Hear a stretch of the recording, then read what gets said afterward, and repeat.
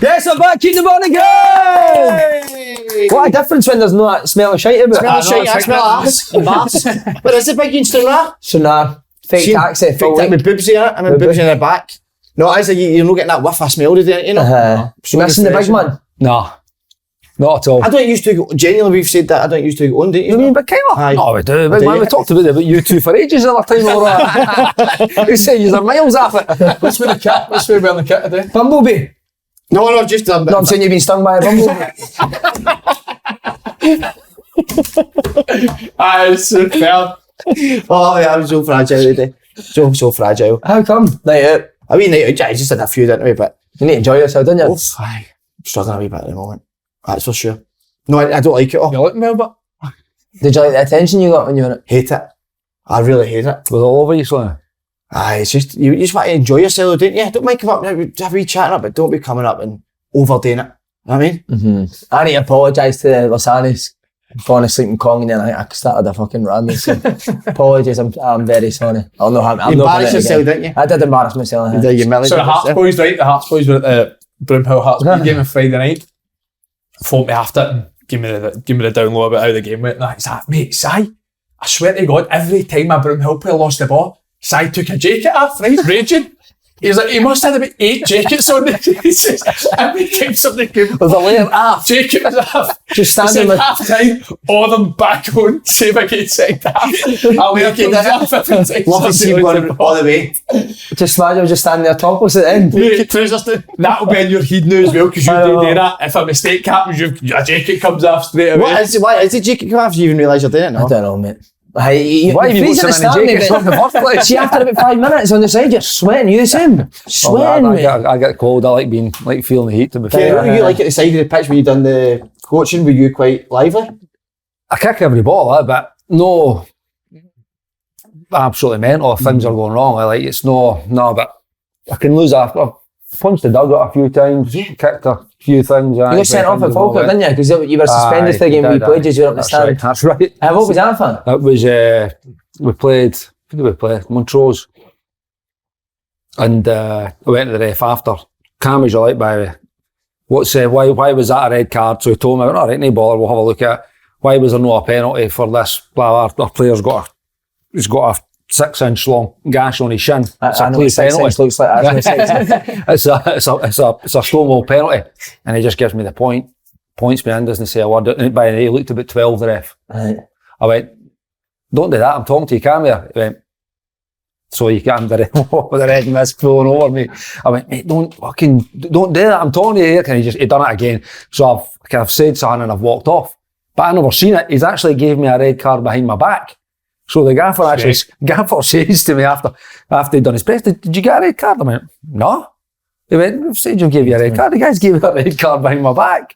Oh, honestly, it was so I got sent off. You got his first red card last week. Missed the I got booked again this week. Did you? I booked again this week. What for?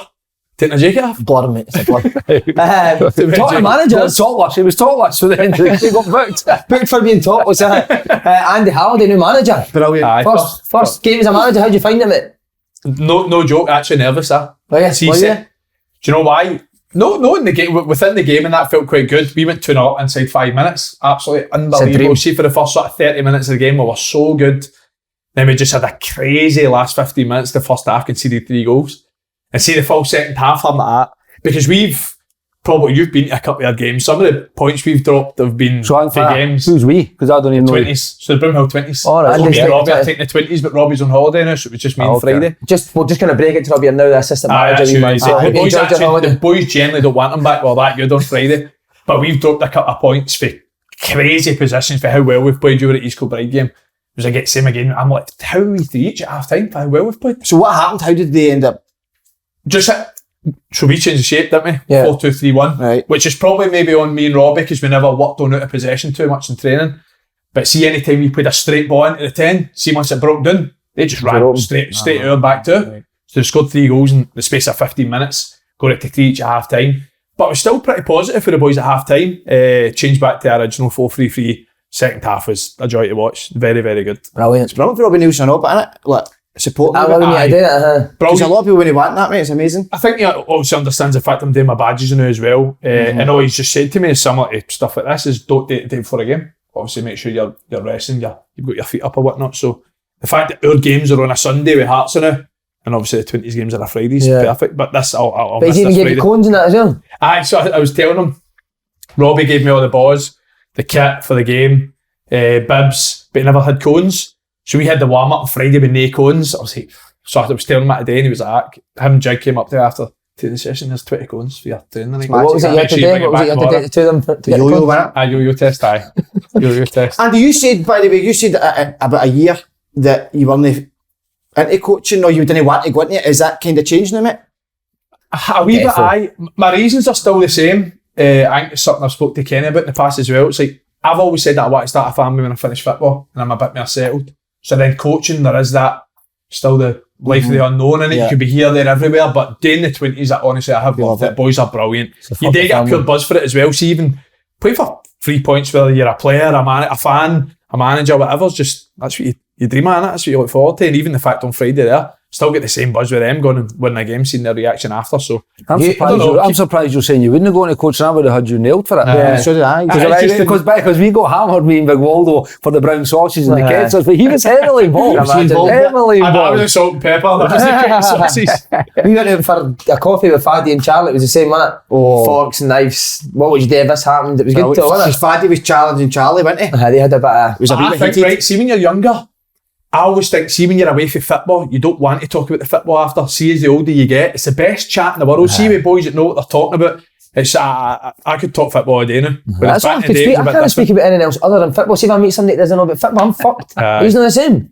I've said that team with players, mate. Like you have players where they're talking about football and you're like, what the Josh Windass. Josh Windass.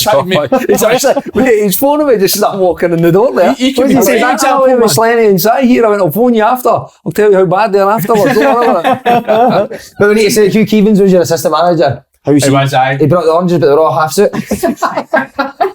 The bananas and big marks in there. Teeth marks in there. Loved it. What's his philosophy? I'll just share it. He was like Just Xander share. Diamond on the B licence. Just fucking idiot. Just get idiot. What's that? Defending the final third, mate. And his team conceded a goal. Just get fucking idiot. By the way, he was brilliant. round of applause. Kenny Moore's got his pro licence. Brilliant. How hard's that What's been? your philosophy? 2 hours. No, see, it's a bad word. That. Brilliant. Don't use that shit. I love that Don't for you. use that. It's Sly's got a philosophy. I've heard it's hard work. No, it's a process. 2 years. We were just over 2 years, but we had some brilliant speakers on. Mourinho with a question and answer at top level. Viers Bosch was good. Jesse Marsh. We had Mick Beale was on as well. Some really good guys on it. Roberto Martinez was on at towards the end as well. So good guys on it. Good listen, hearing their journeys, how they go about their business. But aye, glad What's it's your done. pro licence cost you? Too much, man. It's too much. I don't get that. Yeah, I don't. too much. I don't get. You shouldn't be paying that amount of money. But way. See if I think there is ways you can reclaim, or if you're in a club, they would maybe help out and put you through it a bit. If you're not, you're on it, you need to just shell it out. see if any of the chats or the seminars, QAs that you've had on the pro, have you found yourself taking wee bits? A wee bit. I'll tell you, one of the first things I done, so after listening to Mick Beale, Mick talked, and you've worked with him for a number of years, so you know what he's like and how he works. He talks a little bit outplaying Opponents. Correct. So for me, I went away and he was showing us some of the drills and things that he'd done. I pirated them straight away. They were parachuted into my next day's session, so they were.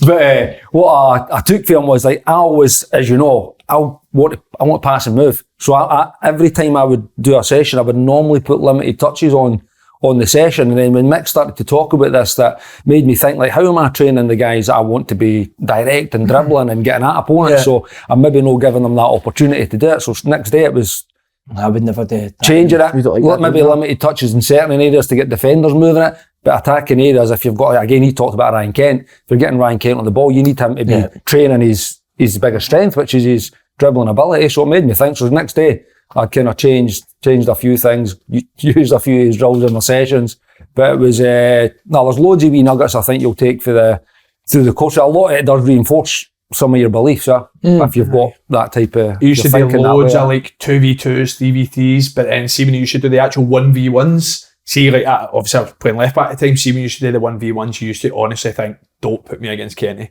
Honestly. Was he that good? Seeing 1v1 drills, he's unbelievable because he's 'Cause just you so can go sharp both both ways, ways. It's like, I'm not going to name names, right? But say you go to an ex-player, he's right-footed, show him down the line. I'm actually quite quick off the mark, which will surprise you as well. So see if I'm showing them into their weaker foot and I want to drag it there, 9 times out of 10, I feel as if I could get there.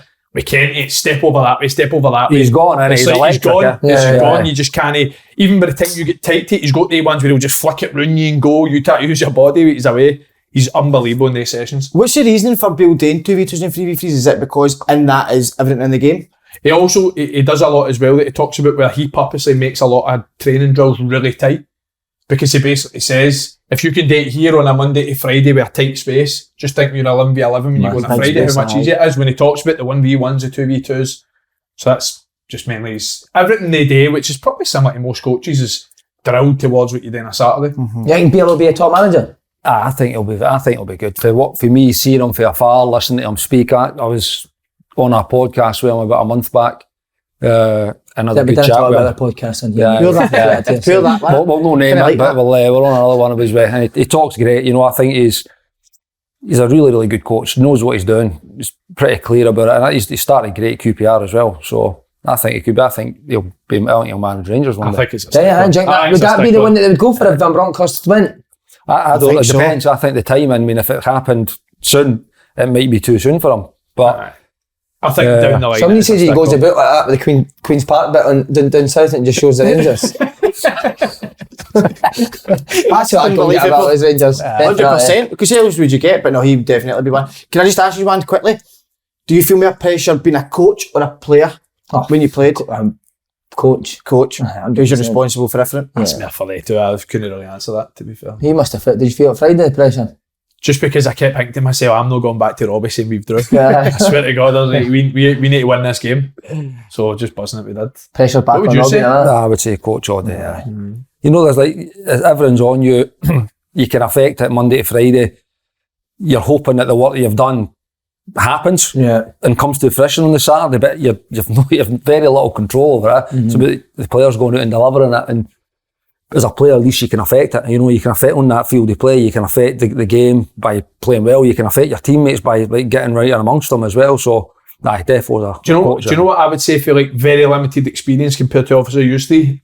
It's crazy how much it will try and challenge you to change your beliefs. 100%. Because see that Cumbernauld Colts game, for example, when they just pressed us man for man out for goal kicks, we're asking the boys to play and rotate and do the rotation. See, when it doesn't work there 2 times, you find yourself on your head. I just tell them just kick it along here. But it's like 17-year-old boys, you want to develop and have that challenge, to be honest, because sometimes maybe games can be too easy for these younger boys. So you question yourself a lot more, but you just got to stick to what you believe in. Do you know whose message is always clear? Grosvenor Sport. Oh, magic, isn't they? They're the real pioneers of that, innit? That's where Ange got it from, innit? Double the odds, just doesn't matter where it is. They've done their pro licence, haven't they? Aye. They've done their completed the pro licence. New offer this weekend, double the odds for new sign-up. Sign up at gsport.com/5 It's incredible. They continue to amaze us, didn't they? It's unbelievable. Outstanding. I wanted to ask him, it was good we've got both these on as well. Lee Wallace was retired yesterday. He announced it. Sad day for You know what, I'm disappointed for him. I mean, I've been close with the big man for a number of years now, and I still think he had so much to offer, but I felt he was, I think he maybe had lost a wee bit of love for playing, to be honest. It's crazy, mate, because such a good player. Listen, an underrated player. Unless you've actually played alongside him and trained with him on a day-to-day basis, he's just a top level player. I mean, international footballer as well, like brilliant player. Another one of these left backs you could add to the list. Fortunately, he's just at the other end of his career. But no, top lad, top player. I'm sad he's not playing, to be honest, because he's 35 or just turned 35 in August. He's it's a brilliant career, but he's always had a love for coaching. He's been doing it for, 10 years, 10 years, 12 years. But he was doing it, I think he had 3 teams before he was at Kelty. But it was before Tiny had his wee local team. Then he went somewhere else, then I think it was Tiny, then I think it was Tynecastle. So he's been doing it for years, He loves it.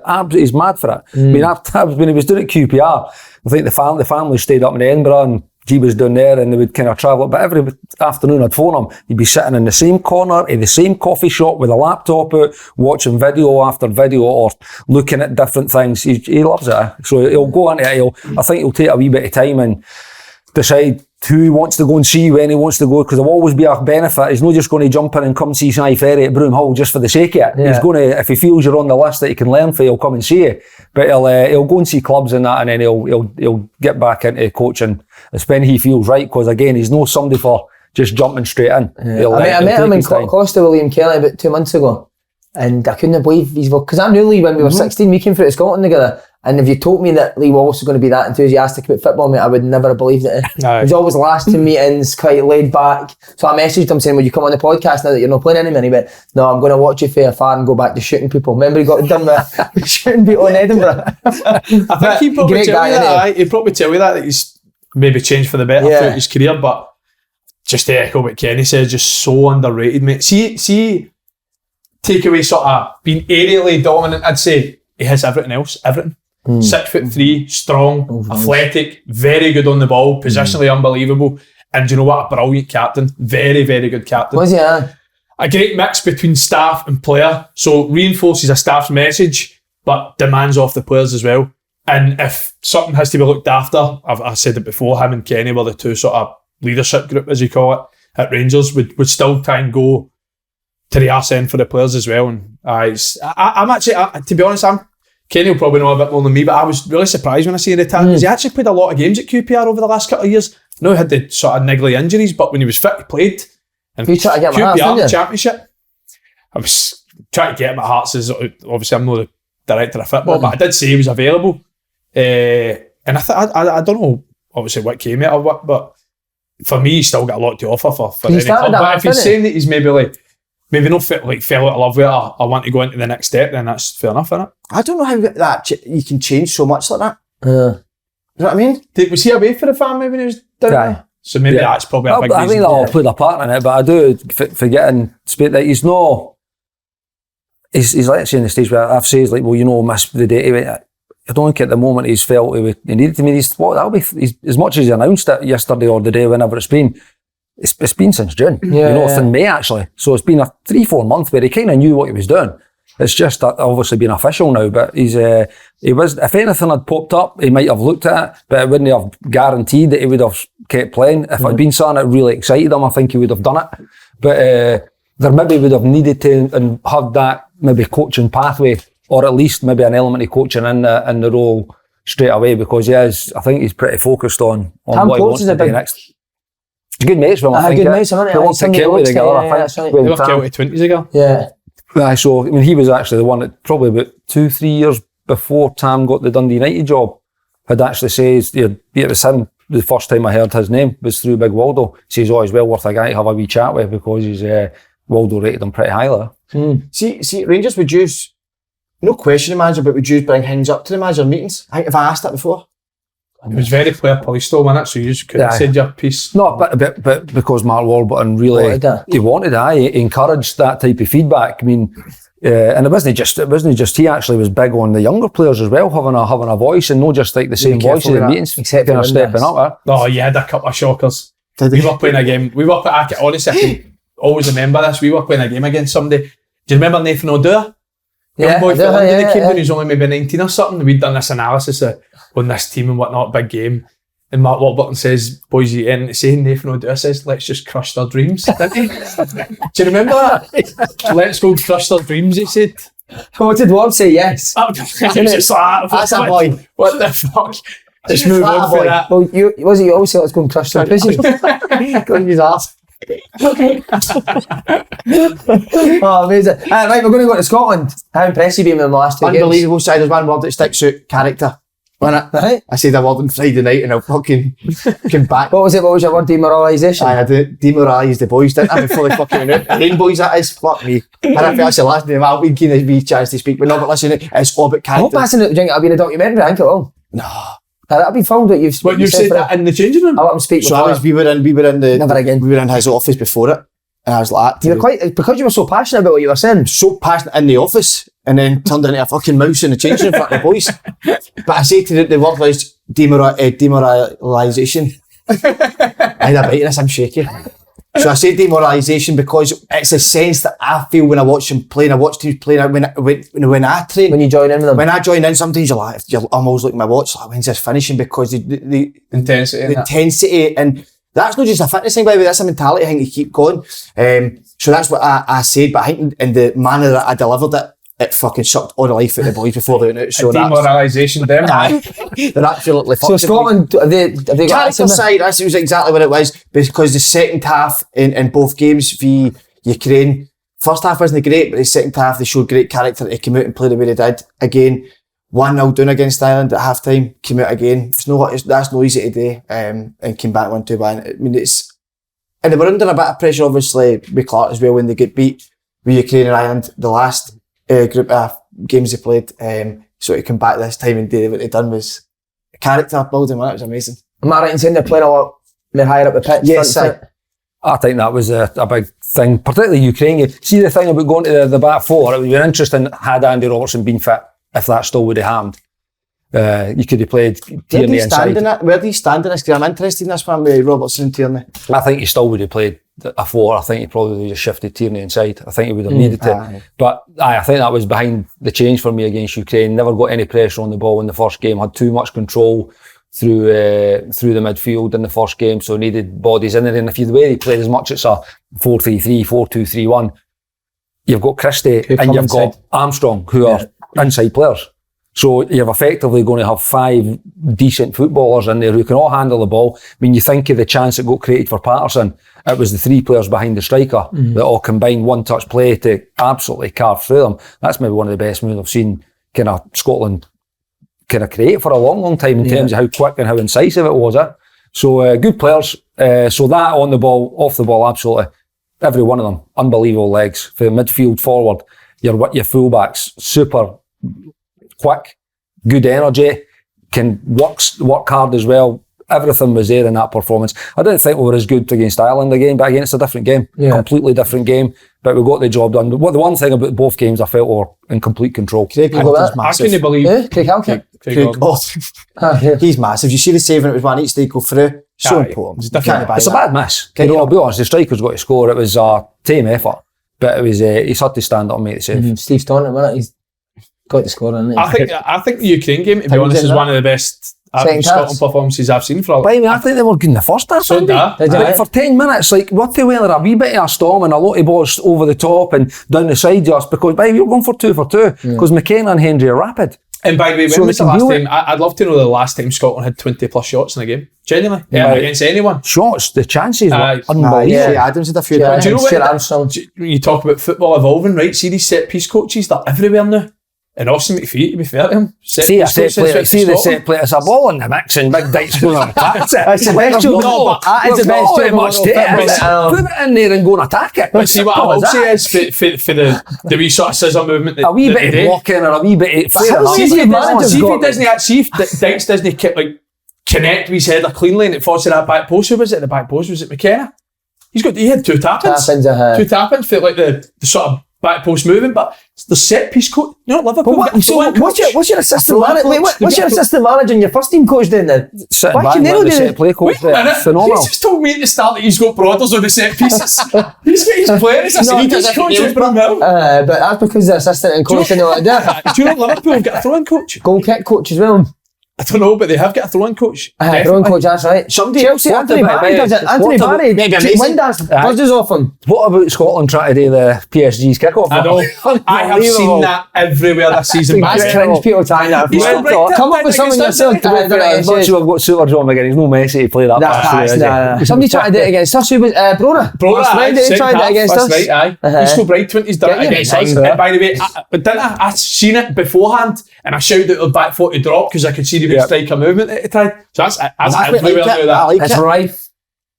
That is sensational. I loved it. See, to be fair though, I'm no mad on routines, see for like corners and free kicks and that. I'm actually and I've been a part of a lot of teams that do it, but short corners, I've never been a big fan of short corners. I'm always if it's on, get the ball down and play quite. Hate them. I've been a big fan of them. See when you actually see like stats that sort of back it up, they're not great, are they? I don't know. No, because what they'll do is they'll manipulate the stat to make it look. I mean, there's a lot to be said for putting it in the mixer and letting Big Dykes go and head it in. But I think there's ways that you can manoeuvre a team about to highlight to target an area. Yeah. Like if there's an area, like a lot of teams now are pretty bare on the edge of the box, so you can work these wee bang into the. You've seen so many teams do the similar ones. But if there's a space, it can be. Well, that's it. Exploited. I think there's something Man City with the half space cross in it. Yeah. If they're playing against a low block, it's shifted back to De Bruyne, get the back foot to squeeze up, whip it in behind, tap in back post. Yeah. That's what you need to start doing. Right, we're going to put it on camera now. Do you want to do set pieces for them? Do you know what? I would have no problem, no niche to do it, but... No what? No niche? I'd have no niche to do it. That is a niche. I'd have no niche to do it, but the reason why I don't is because, and because Brothers is defending his boats for the last fucking 40 years. Do you know what I mean? 20 years, sorry. Last 20 years. Attacking and defensively side. So he knows more what he would want because he's been in that. Do you know what I mean? Yeah. Rather than me, he's been out the game 10 years, not fucking seen much yet. So I'm still in that learning process.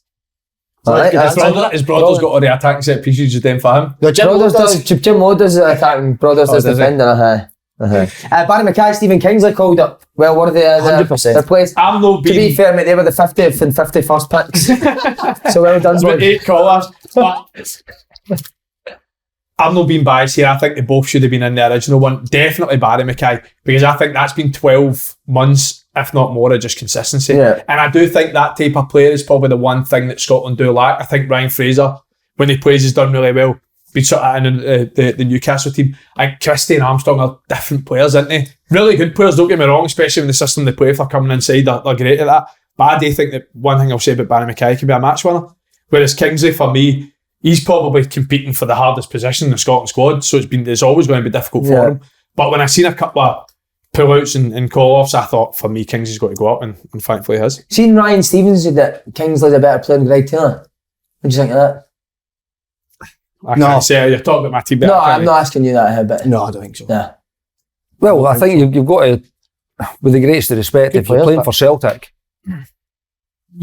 the suggestion is you're a better, at the moment, you're a better player. You know, and Greg's had a brilliant, 14 months, 15 months. To be fair, he has been brilliant. The last sort of year or so, Greg Taylor, It doesn't mean to say, I wouldn't say he's going to come in and not be able to do the job. But I just think for wee Barry, it was always going to be hard to get into that squad because, again, when you've got guys that are playing at Premiership level most weeks, then it's about levels, isn't it? I mean, you look at that team that played against UK, I think it was 8 players were playing in the Premier League. The other 3 were Big Gordy, who's been there and done it, Cal McGregor, who's captain of Celtic playing Champions League, and the other one was Jack Henry, who's playing in Serie A. So it's a strong squad, really strong squad to try and break into, particularly in the kind of forward areas. There's a lot of players, midfield, forward areas now, or the inside wingers, 210, whatever you want to call it. There's a lot of players in there. Do you feel as if either of them got a good chance of playing? That's shocking.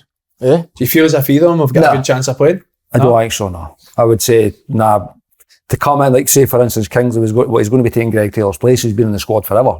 For the last, year, 2 years. I was thinking maybe left centre half. I was going to say, he's in a back 4. What would Kingsley's preferred position be? Left back or left centre back? In a back 4, probably left back, but he's been playing left centre half for us in a back 4. And done well. Very well, to be fair. Yeah. Again, another one has just been...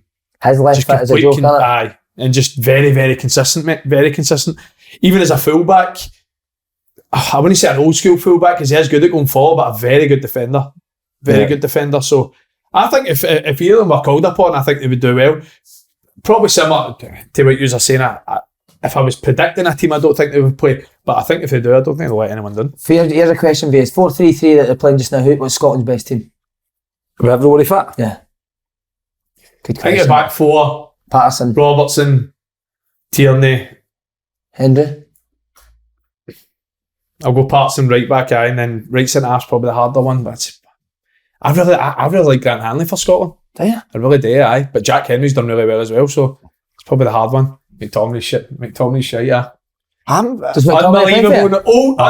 He's been the holding midfield by. That's been an ongoing debate with me and him for about 2 years. For me, McTominay. No, I'm starting to gaff him and all. He didn't want to come on your podcast, didn't he? Do you know? No, I never want to come on there because he said he doesn't understand your language. He's been great. You can't question him in the team at the moment. He's going to be a miss by. Mate, he's been brilliant for Man U the last few games, to be fair. Great news. Shea Adams and Dykes are out. I got a chance. I done it. Who's striker? So, but they can't be out now if that's what's wrong with it. Especially if they John Carver's asked for both of them to be moved into his room so they can get a proper waff it. I tell you what, it'll be massive if they're missing. One's in the bath, one's on the toilet. Well, who's playing? Who's playing up front if they're not playing? Declan Gallagher, innit? Aye, striker. It's got to be in it. Adams is a cut above Dykes, on it for me. Level above Dykes now. I think so. Aye. I think he brings a wee bit more. But Dykes comes and scores these two. He gives something that maybe Shea can't either. They're bringing different things, and both of them I think have done great over the last 18 months or so. They've got a decent level of goal, whether they were playing up the front together or whether they're leading the line on their own. They've been pretty good at. See, when you talk about the best team though, see one player that's sought in and out that has to play for me is Ryan Christie. I think Ryan Christie's got to play. Off a side? Aye. I said to you, I watched him Bournemouth v Newcastle. I thought he was one of the best players in the pitch. Was at the game. He was excellent. I think, again, it's something different to what Scotland have got. Can unlock doors. I think anytime he's played, he's been really good. And for me, if I'm picking best 11, Ryan Christie's in it. Kev's wanting Dykes and... I think midfield 3... Shea Adams up 4-4-2. Midfield 3, as it stands, picks itself. I think Billy Gilmore's one that, for me, when he's playing, when he's at his best, is in there. But as it stands now, that McTominay, McGinn, McGregor's the 3 in it. Same with you, Kenny? At the moment, aye. Armstrong, Christie are 2 side ones? Yep. Yeah. I think there is a case for Fraser because he's a different player. He has got that. He's really rapid, he's sharp again. It's similar to what you're saying with Wee Baz could be out there and he's so quick over that first 10 yards. That was coming off his side. Yeah. It's similar to they're always playing at Hearts. That's it. Right. But Fraser's is he not more a high and wide sort of type wide player? Again, that's why there is a case for him because he gives you that different threat. He gives you a different threat. That's why when he comes on, I think they'll have a part to play. I mean, it'll be a tight game. I can't see it being another convincing 3-0 win. As much I hope it is. It'll be a tight game. You could find yourself maybe 1-0 down, 2-1 down, and you maybe need these types of guys to come on and they've got some big players, ain't they, especially going forward. I know we've just battered them 3-0, but see the boy Muderick, the winger? Yeah. I thought he was excellent against Celtic, even though Celtic were by far the better team. He was a major standout for Shakhtar. And then the game last week, Patterson played him well, didn't he, before he came off? Through him, wasn't it? Yeah. Patterson did do well, aye. Who will play up front for Scotland genuinely?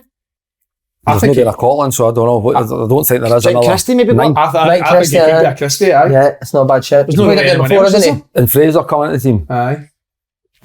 Or he might. Should we get Craig Levein in for this game? With a 4-6? Has he done it? I think so. Just for back and forth. Did you play in that 4-6 game? How could I play? There's no fucking side there. Were you sitting watching? That's my 50th cap, supposed to be. What you did in the 4-6, mate? You won the. Please tell me, see when he flipped the chart over, was the team set up as 4 and then 6? You know, I can't remember. I think the flip chart, I don't know if there was a flip chart, it was maybe more Johnny's worked hand on on the it. thing. It was fucking, but it was, I'm sure Doza and Moza were the wingers? No, the two. So there was like a back 4, effectively, right, but super narrow. There was then 2 guys as wing backs almost. Wing backs, so maybe a back 6. And it was like a kind of box thing in the middle. So I thought Doza and Moza were like the top guys, and were like so one of them needs to try and, like, there was just nobody to go and support, you know, so you had to try and play your way through and move up the far. It was fucking mental. I mean, by the way, we're a set play away for getting a 0-0. You know, as much as it's been battered, and it was, for me, still probably no the right. I still think, even if you want to play a striker, tell one of them to at least go and be somebody you could hit. You know, but fuck. Did you kill him back, no? No, what are you supposed to do, you know? The first wee sniff that we got, it was on the training field. We were training at St Mirren, and we're fucking, there's no fucking striker in that team. What's going on here? What's going on? But, so see when the boys all went it back because there was no striker with the force to try and play through, you know. I think, like I say, Graham Dorrans, or I'm sure it was Graham Dorrans, James Morrison, they two were playing brilliant players, you know, outstanding footballers, but they were to try and find their way to get a hold of it, and we needed to play our way up. But we had, I think it was Ruben Kazan had played Barcelona, right? And they dropped off the ball, they dropped into the shape that we were now trying to replicate. But if I remember right, what they had strikers dropping into that shape. So when they actually had the ball, they were able to rotate up, so they at least had somebody to play up and then get up to support. So, but it says, it was a set play that done us for getting a 0-0. I remember that. But we were never scoring, we were never getting forward. Did you ever have any managers that done anything like that? Aye. Kenny's involved in it as well. We played Motherwell at Ibrox, Pedro Senior. Well, 1-0 down at half time. That's a true story. Do you remember? I don't know, man. For trying to 1-0 down at half time. He took off. Waldo was injured. Took off Waldo. Took off Clint Hill. He took off Lee Hodgson, I'm sure it was. We went to a back three. You scored. Yeah. We went to a back three at Ibrox. Me, John Terrell, Michael O'Halloran, back three. Kenny, I'm telling you right now, Ibrox, and we won 2-1. It was a masterclass. We came back and won the game 2-1. I'm telling you right now, people remember this game. What did he say at half time? Why he was doing it? I'm sure Waldo and Clint were both injured, but he actually changed Lee Hodgson. I'm sure it was Lee Hodgson. It was definitely somebody in the right. And the back three was definitely me and John Terrell, and I'm sure the other right centre half was Michael O'Halloran. I'm telling you, and we came back 1-2-1, and I remember your goal as well. I didn't score in that game. I couldn't. I'm sure you scored. I'm sure it was a cross to the right, and you headed it in. The winning? No. That was a cup. That was a cup. Was a different game? That's a different game. But 100% that happened. So honestly. Did he say you were going to play there? Aye. What did you think then? I vaguely remember John Terrell having to fill in. He was middle centre half. I was left centre half, and I'm 90% sure it was Michael O'Halloran right centre half. I'm telling you, people remember the game for me saying that. You'll be able to go back and check it as well, because Waldo and Clint came up at half time. We went to like a 3-5-2 or a 3-4-3, one of them. And they'll be able to check it with the 3 coming off at half time. 3 subs at half time as well. Wow. And I remember Motherwell having so many chances in the last 15 minutes of the game when we went 2-1 up. That's brilliant. He's a genius, Pedro. He's let him down big time by right, we just need to avoid defeat the Ukraine. Confident? It's a hard one, that though. That is. Your mentality, how you going to approach that game? How would you go for it? I'll go right for the go for the throw. You've got to. I think when you start going and trying to play for the draw, you end up forgetting yourself. By the way, can you just say nobody plays for the draw? The only people that talk it like this are the pundits, the guys who are speculating. There's never inside our dressing room is anybody think, we just need a draw. All they need is go and play. Just play the way they've been playing. Well, you've obviously never met Dale Lyle, mix. Every time you fucking do tweets like, we'll take a draw here. It's different. Fucking 18 minutes in there. What a draw, man. But do you think that Steve Clarke will change it a wee bit to try and be a bit more solid? Right, so, okay, well, how is he going to do it? That would be the thing. What guarantees that? How are you going to do it? And it's no, what changes are going to be made to then try and protect it more than what we've done already, because I think the changes for Ukraine were made because of what had happened previous. So if you were to go back, say for instance, you went back to a back three, you're then maybe losing that opportunity to then go and maybe get, as much as you could probably still rejig it and still get a bit of pressure, you're losing a player somewhere, because you've got 3 centre backs now. What you have got with the centre backs that we had been playing, but McKenna's out now, is they're super quick. Yes, so they can step really. The amount we were left 2 for 2 on games, both of these games. We were quite happy to leave these guys 2 for 2. And when the ball was coming up to one of the strikers of Ukraine, how many times was Henry or McKenna that aggressive stepping in to go, and we're left 1v1. Jack Henry was superb against Ireland. That's his best game for Scotland, I think. He was very good. So I don't know what changes you could make. I think he'll go a similar way. He's going to have to make changes. I do still think it will be a back 4. Yeah, definitely. I've heard that, as I told you off camera, I've heard a wee whisper of who will play centre half. The real question mark is a striker, isn't it? Yeah. Could be back to 4-6. Who's gave us this information there? Him. Just SLANEY. Is that it? I'm going to say they're not. Sent you a voice note, didn't tell you what, it's a worry if they are. There's Austin McPhee there, look. He's meant to be at the game, right? Be Craigie Brown. Right. But here's an added bonus. Right, on you go, you said. An added bonus. If we win this group, we then take over England. Wow, what's happening with him? Unbelievable, isn't it? What is good? Do you know what I'll tell you what's happening there? Southgate. He's the most boring guy in the world. I've heard the North Sea when England do the recovery sessions, they do the spin bike. Southgate wears a helmet. He's that type, isn't he? Just in case. But by the way, what's happening? Do they play too? They do play too safe. But look at the teams they're playing. They can lose these games. I know Hungary are playing to a different level. But they beat England 4-0, and you think that's a freak result. They're beating everyone at the top of that group. You're not even in the World Cup, I know. Mental, how good they are, where they've came from. He's been so successful in England. His record's unbelievable. I don't think so. His record is, but see that World Cup, the draw they got, goodness me. That's why he got away with it. People forget they had home advantage and all, and I know it doesn't count for loads, but still an advantage in it. Mm-hmm. And the World Cup before, especially the run they had to get to the semis was wow. Some of the teams they were facing. Man. Yeah, I gave Brendan Rodgers a job. Did you? But I'm still saying their squad's in the top 3 in the world for me. England. Aye. Player-wise, France them. But look at the midfield. So you've got Declan Rice, Calvin Phillips, and Jordan Henderson as your midfield for me. Well, Bellingham. Bellingham, that's true. He's just incredible, mate. He's incredible. I don't care about ages. He's incredible. What's your and back for me, Maguire? Declan Rice is very good. Maguire can't play for England. He's playing him, but you can't play him. He's the best defender. Are you amazed that Trent can't get in the squad? He's no way playing. No. Because of how he's defensively, he's unbelievable. But defensively, he's been poor, hasn't he, for Liverpool really this year especially. And Kyle Walker's unbelievable. I know he wasn't great for the Italy goal the other day, but Kyle Walker's ridiculous. And for me, which by the way, if we rewind, what was that, 2 years ago now when Cal was on the podcast, what he said about Reece James? Said he'd be the best. He's no far wrong because she's unbelievable. His sister yesterday, she's unbelievable by it. She's brilliant. You seen her? No. Mate, what a player. She's unreal. Sorry, I knew. Cal came on the podcast 2 years ago and played with... Well, Daft, when did I say that about him? Aye, at Wigan as well, aye. Daft, when did I say that about him? He says, straight away, he said, this boy's sensational. But they've got right backs like we've got the left backs. They've got like 3 for me. You forget about Trippier. He doesn't even get mentioned now. You've got Walker, you've got Trent, you've got James, and you've got Arnold. Just want to say, Josh Windass got on a podcast. Do you want to say anything about it? I see. Him, David Caldwell, and some other guy. They talk about boxing and football. You're joking. I seen that actually. He said I didn't know it was a podcast. It's a podcast he started. Do you want to give the best wee man. All the best wee man. I don't think it'll go well.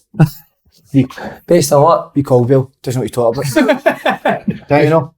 You guys Caldwell. You guys Caldwell. Better half of it, yeah. What have you got to say there?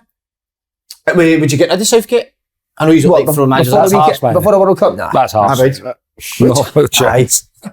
How? But you got into the final? Final, Euro final, aye. Mm-hmm. Can't sack him. I'd love to do it. I don't think... I think there's the better chance of winning the World Cup if he goes. I don't think they've any chance of winning it with him. Right. I think with that squad of players, they could be successful. And you would genuinely go and get Brendan Rodgers, who's bought in the league with Leicester, to take over? And that would be my tongue in cheek, but I would be looking maybe Tam Tuchel. Good shout, innit? Tommy Tuchel. You don't like him either, you said he's hopeless. Aye, but at his level he'd be alright. But by the way, it's an unbelievable thing because he's not got a job in the right. You could just see him coming to the World Cup. Do you know what I mean? Would that be successful? He's not got a relationship with players and...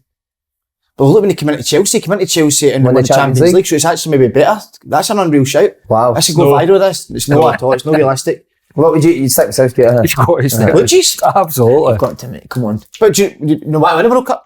I personally don't think long term he's the right man for the job, but I think sacking him now would be Steve McLaren. Do you know what? Would you know what? Win a World Cup? No. What's that you're eating? It looks terrible. Can I just say? That looks terrible. Is it dry? Sounds nicer. Wet. That's right. Right, Jason Cummins. Let's get him around that boys. The cum dog's won the World Cup, mate. It's not a cum dog, do you know hear him? It's a cum dingo, he says when he's in Australia. It's not a bad shout, that is it? What a legend. Tell me you heard his accent, but... Oh, his accent's fucking wild. Terrible, isn't it? It's wild, that accent. He's not changed the accent It's twang already. No. It's shocking. The greatest turnaround I've ever seen. For that night at the Hydro, the morning he woke up, remember? Mate, I talked to James McPeak with the face paint still on, try to see he wasn't there. He sent me 2 texts saying thank you so much, Open Goal, for changing my life. Aye. I honestly expected to see him sitting outside the doorway after that Hydro show. My wee cup asking for money, but how he's turned it around is incredible, isn't it? He wanted Souness's stash off him, didn't he? He kept saying he's going to scalp Graham Souness. I know. He's found his way back home. He's back across to Australia. We tried to take him. We tried to sign him to Australia. In Australia? Yep. And so how did negotiations go? He's up for it because he's got the Australian, or he had the opportunity to get an Australian passport. Spoke with Aldo, spoke numbers. But it was a good offer we gave him. He ended up going to Dundee rather than coming across. We tried to sign him. It was 5 we met at Western Sydney. Tried to take him across, but he just didn't fancy it at that time. Then he ends up going to Central Coast. It's the best thing that's ever happened to him, isn't it? Yeah. Because he has a bit of can, but he's actually, do you know what? Lovely boy. He is actually a very lovable boy. And seeing a dressing room, he's no this He's a great boy. poison chalice that people think he is. He's not at all. He actually works hard. He's a good boy, brilliant in a dressing room. He's the type of boy that needs the right fit. And obviously he is there because he's a main man. Obviously loves the lifestyle he's got, and he's been on fire, to be fair. The boy that we've got at Hearts, Kai Rolls, he was his teammate last year, and I asked him about him. He says, "Oh mate, it was brilliant for us." Did he? As soon as he came in, brilliant in the dressing room. As a player on the pitch, he said I think he said he scored about 10 goals or something in half a season. Yep. So he's absolutely fine. Honestly, He's a decent finisher. Give him a chance, he'll score. I'm buzzing from him. Because he had a shocker at the Hydro. Yeah, that's He nearly put us. He had a shock. Nearly put us out of business. But I do think, like, see if he had a podcast on his career, he would be amazing. I've told you some of the Steve Evans stories that he had with him and that, and like if he had his own podcast, it would be brilliant. Yeah. When he came back now, the day one. Do you know, is Gus Hiddink the Australian manager? Don't know, but he had, he's not, but he had his picture with Gus singing. I don't know if he was like, So was he doing there? He used to be there, he must have just been there watching the game. Just hangs about, doesn't he? He's not even Australian, is he? What is he? South Africa, is it? Who, Gus Hiddink? Russian. Is he Dutch? South Africa? He might be born in South Africa, but he's not sure. Why the fuck's Gus Hiddink hanging about the Australian team? Well, he must be because if he was a manager, no, he was a manager. He was a previous manager. So why is he still hanging about? Maybe to see the Cum Dog play. The Cum Just Dingo. Cum Dingo. Have you played the players that have gone to World Cup? What is it? I was reading that question. Jackson Oven. He invented Cup. But you played with Jackson? Celtic, he and dog shite when he first came to Celtic. But first he was dog shite and then became a really good player. Just shows you if you stick in and you've got that self-belief. And then I seen him, the last time I seen him was at Nando's when I got let go for Celtic, he was cuddling us. And I was thinking, he was greeting. He was trying to console me, and I'm thinking, mate, you're the next one to go. So you in a couple of weeks. I was a couple of weeks, so I wanted to do the same to you. I can't believe it. And then 6 years later, turned on the tail and he was playing against Pogba in France, the World Cup. Couldn't believe it. But he's actually a good player as well. Yeah, he's up and down. Horrible to play with. Horrible to play against. Sorry, when he was at Ross County, he was fucking strong boy, athletic, runner. What? I was reading that question. There'll be a few, but one that proper stood out to me. See, when I was at Middlesbrough, I can't remember what World Cup it would have been, 2012 maybe, and it was the same time where Argentina were in the same group as Nigeria, and one of the boys that played for Nigeria at the time, Kenneth Amero, do you remember him? He was at Chelsea. No. He came on loan to Middlesbrough after that World Cup, and I'm sure it was 1-0 Argentina, but Nigeria were very good and he was unbelievable. And when he came to us, man, fuck, he was hopeless, mate. Hopeless. And he was at Chelsea.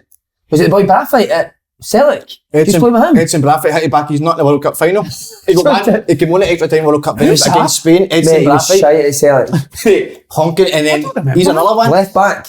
He signed the same transfer window as me. Brathwaite? Did he? Same jobs, the same time. That could be the worst transfer window in Celtic history.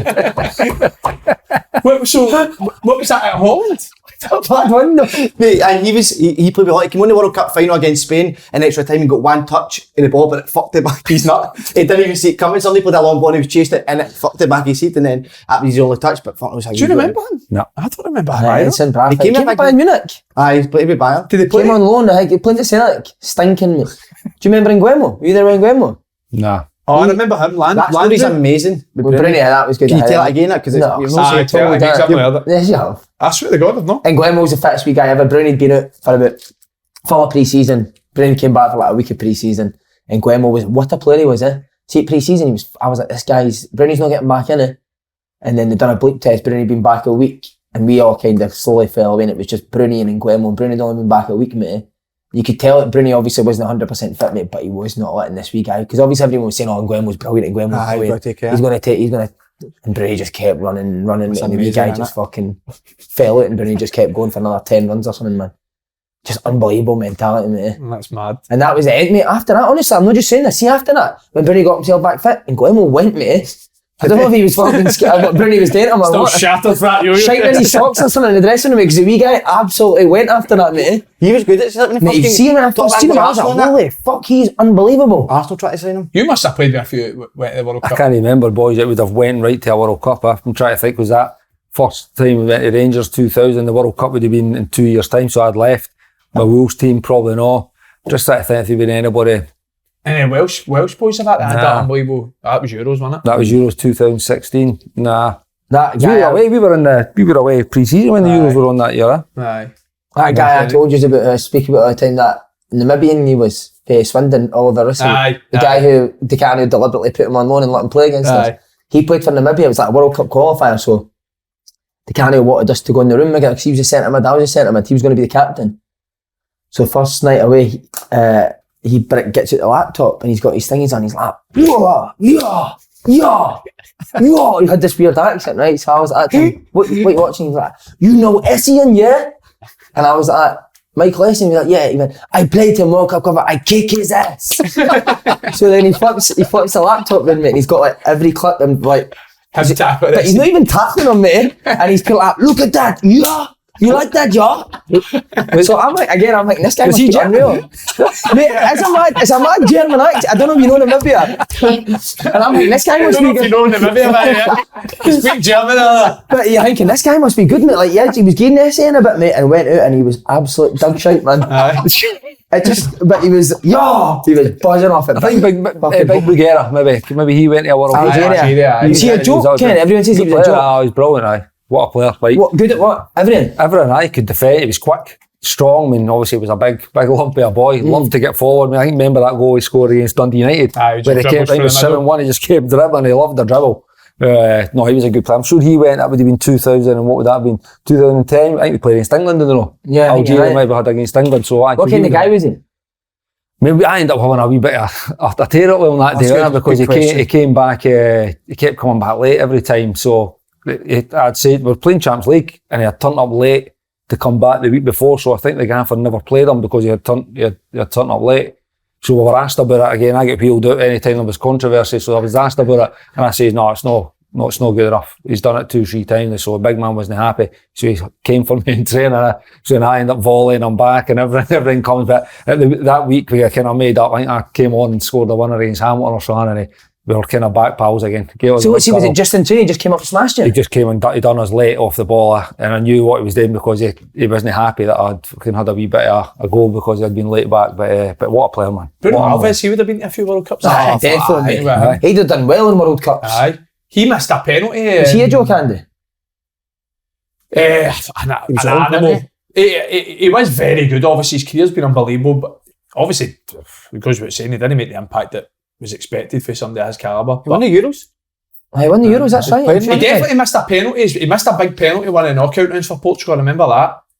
Might actually been the game against England, remember? Was that 2004? When Ronaldo ends up scoring the winner, one where he gets sent off. I'm sure it was that game he missed a penalty in the shootout. But the best I've ever seen in there. Unbelievable. We just attack the ball through anyone. Ridiculous. But he smashed Jordan Rossiter, one of the worst tackles I've ever seen in training. And Rossiter had bad injuries. But Jordan Rossiter just came back to like 85 injuries. Why did he do it?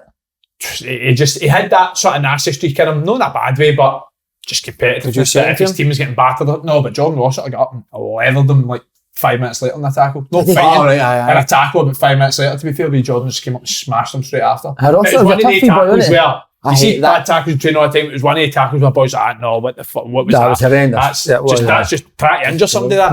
Were you there when Petrov smashed Snowy like that? Remember Petrov was trying to get away with you saying like that? That would have been there, I think. They just started rolling about. That was that heavyweight boxing match, mate. Unbelievable. Wait, who smashed who? Petrov smashed Snow. Petrov was trying to get out. Oh, was he?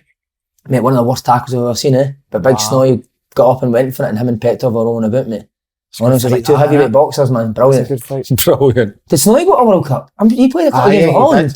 Danny McGrain hated Snowy, mate. Was he rubbish? I don't know what you are. Used to say after, I don't know what you did. I don't know what you are. After every reserve game, mate, he hated Snowy, man. Snowy's like, this guy fucking hates me. Right, we're on to fans' questions. No, yeah. What's your favourite ever World Cup?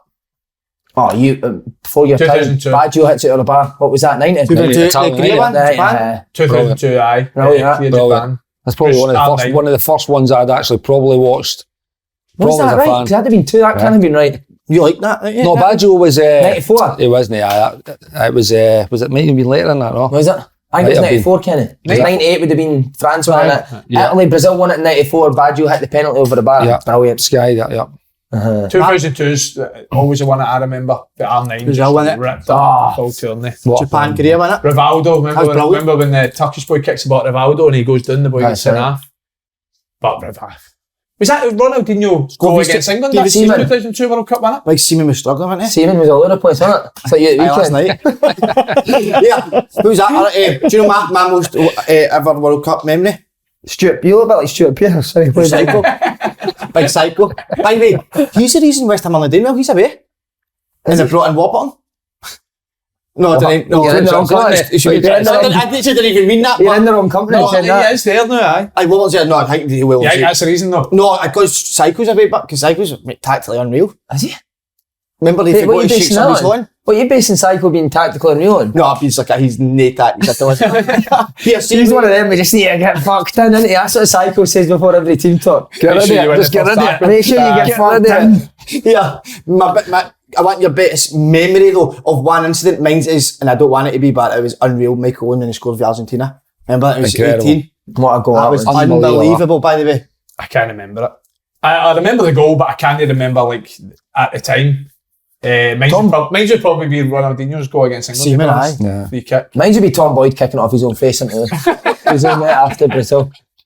That was 98, wasn't it? That was 98. That was 98 v Brazil. I was going to go maybe a Scotland goal in a World Cup maybe for that game against Brazil. You go for it. It was a Scotland goal, an own goal. Yeah. Who was it that scored? Was it John Collins scored the penalty, didn't he? Done that. We six-packed him at the crowd. That's 30 press-ups he done after the goal, didn't he? The World Cup's the best. That's better than 8. Looking forward to it. It's the best. I'm actually, it was my dream to go to a World Cup, so I might actually go.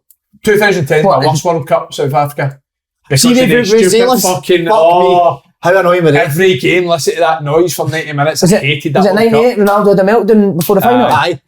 Right, we're on to YouTube questions. Super, big Tommy Calderwood. This is your bit. Question for Tommy Calderwood. What is the best or worst interaction with a fan the guys have had? I'm starting with you, Si. I had a stalker at Swindon.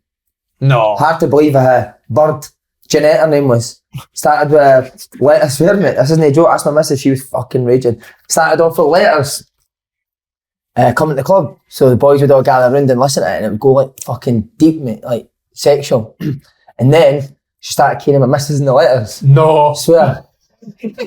She's like, far too good for you, you're far too good for her, I seen you walking up the road where nowhere near in your league and all that. So we wrote back to her and got her to meet us at Burger King. We went and drove and there was a woman, she had a kid with her. And then fae there I kind of knew who she was at Swindon games. Jeanette, her name was, I'll not say her second name, but oh, wait. It was crazy mate, crazy times. Wow. That was weird. I'm going to stop her mate. It's a bad day that, isn't it? There you go Paul, you must have one. No, nothing's beating that by the way, innit? No, I don't. That was creepy man. That is very creepy. I don't think. But you remember at Celtic and Rangers, you know, get fans hanging about. When I was a young boy at Celtic, there was like hundreds of fans hanging out the ground every day. And it's it was wee Birds on it, though, That is always Birds, Nah. Was there no that? At Celtic there was. It was like always a wee group of birds. Wee young birds for you. What a bit? And you'd have been young at the time as well, wouldn't you? We were not used to. I think I've told my one on here that the one that sticks out was when the wee boy, it was after we get beat 5-1 against Celtic at the Apple store in Braehead. That's the one that I sort of... Why do people do that? I know. Rubbish. I know. It's so strange. You see when I grabbed the phone and all, I always remember thinking like, what am I going to do here? What am I doing? You can't just hand it back and all that. You want the phone back. I did that. Because he was like, I'm not joking, he was generally 15 max, but I'm that raging that I've grabbed the phone and I went, wow, there you go, mate. Back. And it was like, I remember thinking at that time though, because it was, you know what Apple stores like, they're always packed. I remember just thinking, why have I done that? Like, that'll be out somewhere now that I've done that. And did it come? Because remember Waggy? That's right, the schoolboy? You got done, that was like, literally running about the same time. I'm saying maybe a week or two apart. And I was after, and I remember all the stuff off of that. And Waggy didn't come out well at the end of that. But at the end of the day, mate, like... You lose your head, don't you? You lose your head. You can't expect, but honestly, so I'm thinking that question, I thought, no, there's nothing I can think of. But that the same game. Whatever happened after the game. But that week I was in Asda, walking through it, and some guy was just walking behind filming me, giving it all about the 5-1. I'm walking about the aisles, like, picking up my cakes and my salads and all that. And this guy's he just kept following me, and he was just kind of just chatting through, singing away, and it actually goes in makes the paper up because he puts it out there, and I'm like, did you send it to him? I know, I maybe turned and said something, but nothing was actually quite calm about it, but you're like, come on, days are tough. Do you remember, sorry Andy, do you remember Charlie's one with the Blackburn guy? That's the best I've ever heard. Did he tell that at the Hydro? No, I told it on the podcast. It was not on the podcast, the wee guy, it was a postman. Did he tell on the podcast? I'm sure he told it the SWG3 podcast. Maybe told it SWG3, I think, because it was about that time he told us the story. That was genius. That's one of the best things I've ever heard. That is funny. So that's it. What about it? Would there ever be fans like coming into Murray Park and that? Oh mate, I don't know. No, you wouldn't have been here. Gerrard was the manager at the time. This is like God's honest true story. So as you know, obviously Rangers and Celtic, everything's gated. Like you can't get in. You might be able to stay at the gate and get to wait for the players to dive away to get signatures at once. There was one day we came in for training, right? And obviously you come in, get your gear off, shower or whatever, and you go into the canteen. There was one day that Steven Gerrard came marching through the canteen, raging, looking for somebody. I think he was looking for like Hannah or one of the player liaisons or something. But you could tell something had happened, and he's like marched straight back out. He's came back off the training pitch one day, and there was a fan sitting in his office. No. Sitting in his office. Like waiting to question him about like what results and I swear to God. That fuck's sake. I obviously I don't know much else about it because I don't know what happened, but he was fucking fuming. And see for that day, like 2 or 3 security guards never came back, like lost their job for that day. And see the actual security in the building for there, everything was Dob related, like you couldn't go through certain doors without Dobs. Mate, mental. Wow. There was a fan just sitting in his office. And see in the office, right, you need to get through obviously the main door, the main gate at Murray Park, the main reception, past the academy bit, past the gym and everything, go up the stair to the office. So how he's got there is mental. Mate, it's done well. It's done unbelievable. Big Panther. The best podcast ever, they're doing it. Because that smells in here. That smell. Well, we go on to the next one. Can I ask, because I feel that I've not really got many answers here, so maybe can I host it? Then the Clyde fans are Ayr fans then in there. What about at Broome? Any since you've been at the Broome? Well, the guy called my mum mattress. Stadium announcer stayed at my house Saturday night, which was strange. I know, aye. She's right. Yeah, what was going on with Big Si's waking up in the morning and he's like, no, none of that, no. Si's gone for a pint of Right, so you hosting us? I'll host it because I'm not offered much again. I think he's a brilliant. Here we go. If you could have... You need to read out who the questions are. Come on, tune in. There's no point in that one. C5454. Aye, C5454. If you could have played... R2D2's bra. If you could have played under one manager, past or present, who would it be and why? It's a great question. I'm going to go... David O'Leary. I was going to go Gary Megson, I know. Just for the smell? Aye. David O'Leary when he leads to the Champions League semi, remember? I'm going to go prime Mourinho. And I obviously Pep, for the style of play the way as he's fit up with us, but see prime Mourinho, that Chelsea Mourinho, for me, him, the ultimate winner. See the relationship he had with his players, like you could tell every player that played in that Chelsea team, the way they talk about Mourinho, mate. Mm-hmm. Like your Essians, your Lampards, Drogba's, Terry's. Remember he had in the laundry basket going to in the new camp? That's right. Remember, have you seen the one with him and Materazzi after the game? Great in that. It's good, isn't it? I love Mourinho. You did after the game, didn't we? I love him. Naked. What, who's yours? Guardiola's obvious, Klopp's obvious. I think after watching the Simeone documentary, I'd want to play for him. But their training looks like brilliant. That is the most regimental training, but obviously works for them. Because you talk about the way the boys speak about Mourinho, the way these boys speak about Simeone is incredible. They would die for him. Huh? Do you not think like that's probably he's probably one of the unluckiest managers about for me? Like how none of the actual PSGs, Barca's, Reals, Chelsea. Mate, I think they will love that, mate. I'm telling you, but he's the highest paid manager in the world. He just doesn't want to leave there. And it's a brilliant fit he's got going on there. I mean, you see that if you watch his documentary, it's sensational. Look at his life. Yeah. This is a cracker. I'd love to forget playing, I'd love to go and work with him. Yeah. Like imagine working with him. I had always said Bielsa, but Leeds Bielsa put me off a wee bit. Man for man, mate, against better teams is crazy now. Plus, I didn't like the fact that he just never learned English. That annoyed me. Have you watched Under 23? You watched Under 23 documentary? No. Leeds just came out. Mate, that's it. It's man for man. Everywhere, aye. Just follow your man. Calvin Phillips came out and said, didn't he, that they used to do an 11v11 on 2 pitches, man for man. So 2 11-a-side pitches, man for man. That was their training session. That's wild. Mine would be Sammy Lee when he took the Bolton job. Don't remember him, didn't he? No, do you know what it might be, Jalen? We've not mentioned it. Sir Alex. That would have been the best. Come on, you're letting your mask slip here. No, I would. Because I grew up obviously loving Sir Alex. Tell Kenny the truth. No, he thinks that Sir Alex couldn't manage in this day and age. No, I don't. Oh, come on. No, you don't. No, Come I on. don't. That's a lot of shit, by the way. That's a scratching. A good manager, a good manager. He said it 3 or 4 times and always asked it to be cut I out of the always podcast. mind him. He's the best ever. You putting him as the best ever? Are you putting him as the best ever? Aye. But Aye, Pep Pep's the Up there. best ever, surely. But even Mourinho Changed in that football forever, time, innit? you Pep talk and about- Mourinho, that's the two. Because Pep's just, he is the man, isn't he? Supposedly Pep went to watch with Sammy Lee at Bolton, innit, before he took That's what I learned. That's his club, was it? On there, his His pro club. license, aye. Have you seen Pep talk about Arteta? But that, like, this is like Loves him. years ago talking about him. Mad that, innit? Tell you a I cracking am manager. Arteta's brilliant. No, I'll tell you a cracking manager. Tony Adams. Oh, I'm so happy that's came up. I forgot about that. Was Strictly in it? Hey, Tony. That's the best bit. I That is love so to be good. in his seat, honestly. Oh, Love to be in his That's seat. the best. Right, And here's a serious one. That's a good one for Kenny, I think. aye, for Kenny. Question for Kenny. I have a 7-year-old wee boy who's been great for his team, and I'll never put pressure on him. But I'd like to know, at what age did all of you know you were a cut above the rest, or get scouted, invited to train with the team? Fuck me, this is painful, You were son, eh? brought through. Fuck me, couldn't say anything Somebody else. take a gun away from you. Did you get any of that there? Did you get that? Just read it, Kenny. Yeah, right, so I've read it, aye. You know, it's a funny question, that, because I never got scouted when I'd been training with teams when I was 12, but I never got asked to go on to Hibs. Loads of my teammates had signed up in the S forms it was back then. I was probably one of the last ones that did say. I never signed till I was about 15, and I was literally going on full time. So you played 6 boys months club later. until you're 15? Boys club till I was 15. But it was different, you know, I had academies and all that then. Yeah. And I played for Hibs under 16s, but that was the first time, all the kind of Premier League clubs, the senior clubs got an under 16 league. So I played for Hibs in it. But I still, even at that point, under 16, I still hadn't signed, like committed to going full time with Hibs.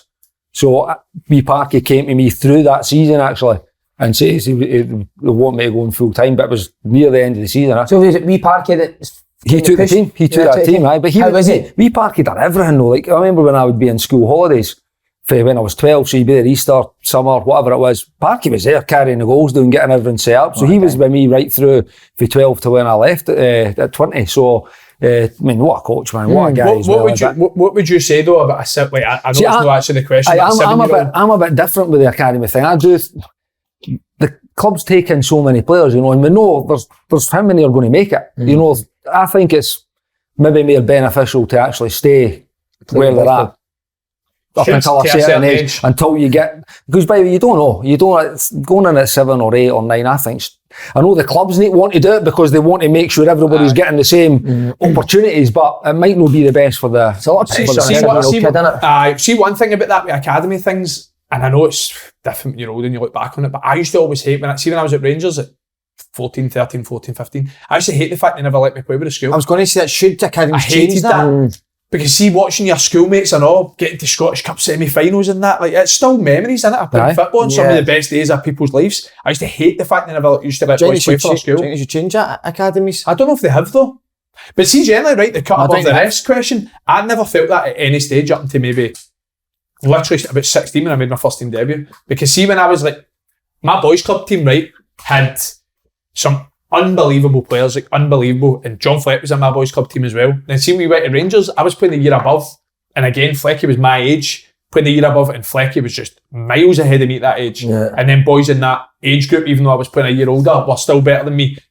Then obviously with the Osgood Slatters got released, and then see when I went to Livy, I'd probably say that's when I started to feel a bit better on what was going about me, because I got more opportunities with taking my first team, getting day release for school. But mine wasn't till I was literally about 15, 16. I was probably just about the same as other boys up to that age. How about you? I knew. Very young age. Really, but I knew fair right on. Did you seriously? Million is better than everybody else. Anyways. Millions better What were you just like running by everyone? It's just far too easy for me. You know, there is boys like that though. There's boys like that at younger ages. Not saying that you didn't go on and do it afterwards, but I had the boy, Alec Notman, who went to, he was the same age as me, striker. Our all boys played in the same team, so we'd be at the training with all boys, and this boy he went to Man United. He actually played a few times for Man United, and he was absolutely sensational. He got bad injuries when he was my ankles, and I think he was ending up at Norwich, and then he kind of faded it. But see, he's a young player. Some of the, honestly, you some almost boys look back are at players like that unbelievable. for your youth days, like how did they know them there with their career? Yeah. Some people are You're unlucky. maybe a joke. Some people are unlucky. Everybody said you were unbelievable. I actually remember, right, this is mad that I remember this, but I do. I remember at Old Firm Derby, youth derby at Ibrox that you played in, you were unbelievable. Mad that. Do you remember the game I'm talking about, Ibrox? I wonder what happened when I got in the first one. I was so bad. Ankle? No, you can't have an excuse. It was. At that age, it's a crucial age, you 2 year it. What, see when you were, like, obviously you were that good in that, what were you like to other boys in your team that maybe weren't as good? Bam them up, right up, correct. Aye. No, I've got an unbelievable debate in my head I have. So I would always... How often is this debate? I don't know head. Who won? So it's a hard one. I would always say to parents, and they need to enjoy it, right? At the day, but that's the way my man and dad brought us up. We were kids to enjoy everything. But we're three fuckwits. Us the three kids, right? Now, Tiger Woods, his dad was so strict on him, so right, and almost took away his being a kid. But look where he got to. So I don't know if should you be a wee bit more? I don't know. It's so hard. But I think you need to let me be a kid, don't you? You're talking about the percentage that makes it. There's a percentage of Tiger Woods out there. Nah, Aidan was unbelievable. Mate. Like, I thought I was a good player until I seen Aidan playing. Like, Aidan would be the best player on the pitch, mate. And see when he came off, his dad would be screaming at him, and you'd be like, his dad would? His dad was like so hard on him, but again, I don't know if that helped him or hindered him. But because maybe what I was kind of thinking is maybe when you grow up and when there's things go against you, or a manager shouts, you deal with it much better. Because you've had it with your dad growing up or whatever, I don't know. Aye. But you need to, like, the kids need to enjoy football. What was your dad like, yeah? That was fine. No hard at all. I mean, again, I just got on with things, got on my end. I watched him all the time, because that's what got me into football, going to watch him playing. He was like amateur, running about the junior scene, running about Edinburgh. So I loved going to watch him, but So if you never played well, you wouldn't have said anything, kind of? Nah, no really, no. No really, he wouldn't. No. We would maybe have I can't even remember any discussion we had, but we talked about after games, because I did, like, watching him play, he was a really, really good player actually. He just never got the breaker, because that's a lot of it's luck. You know, you need a coach to like you, a manager to like what you do. I mean, when I was in at Hibs, managers took a liking to me straight away, and I'm the same. There's guys on my youth team that were absolutely incredible footballers, but never quite got the break, or other things came in their way actually being a footballer. But it was I could cut above the rest. I actually even was well into in at Hibs before I kind of realised, right, there's maybe something I had that maybe it was just pure work ethic, you know, but and like, dedication to actually go and do it. Aye. But for where I was at, there was so many good players. Right? I'm not taking the piss here to be funny, right? Do you know what I genuinely think gave me an extra bit? My granddad started paying me £1 a goal when I got to, I swear to God, when I got to about 15, 16, and I just couldn't stop scoring after that. I swear to God. At youth level, I was just, because when I was younger, I was a winger, and I was like a goal scoring winger. And then obviously, because I actually said this to the 20s a couple of weeks ago, when I got my move to Middlesbrough, was League 2 at Livy. It was no because I was playing well. I was playing shit football. Ball was in there the full 90 minutes. It was because I scored goals. So see, because I scored 15 goals that season at 17-year-old. That's what got me noticed. It wasn't because I was playing well in games, because I would hardly touch it most of the time. What was your dad like, you? Alright, it was actually probably more my mother than my dad. To be honest, your mum wants it to be, she does not like football, so she's probably one that was more harsher than my dad. And my dad was a bit more laid back, relaxed, just. But even my mother, she wasn't like pure harsh of that, but if I was shit, she would say something. See, Robbie never got any of his technique kicking the ball, mate. Baffles me that he plays at any level with that technique. Because he must be a good tackler, mate. It's strange. I couldn't explain his technique to you, Kenny. Everything's curly, there's no zinc. It's a curl. Craigans in his body. So what would your dad give you a goal? Never. My dad never really came to watch me. He'd probably hate me saying that, but just kind of left us to get on with it. My dad used to always smoke fags at the side, man. Aye. Did he? Always, mate. It was so embarrassing. Snout? Just puffing fags the whole game. I honestly think it's one of the worst things ever, though, when you see youth football and there's parents that just shout all the time. I think that should be banned, that, mate. I'm not encouragement was brilliant, but like, no telling kids what to do. No, that's the shouting at refs at under 7s and 8s. Coming on for a scrap when the decision goes against them. A good question, I like that. That was a good question.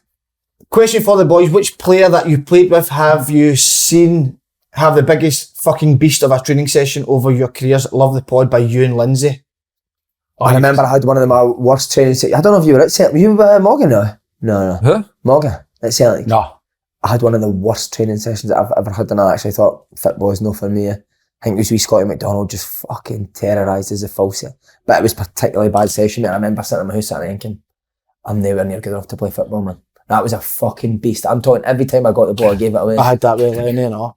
For 2 years, I'm just laughing because as you're talking, I'm thinking, right, I can remember there's some real bad performances that I've actually, guys that have been in teams, in prep sessions, going into a game that I've played themselves out of a team. Aye. And a right few, but I couldn't think of any specifics, but now ones just came to me. When I was at Dundee, there was one.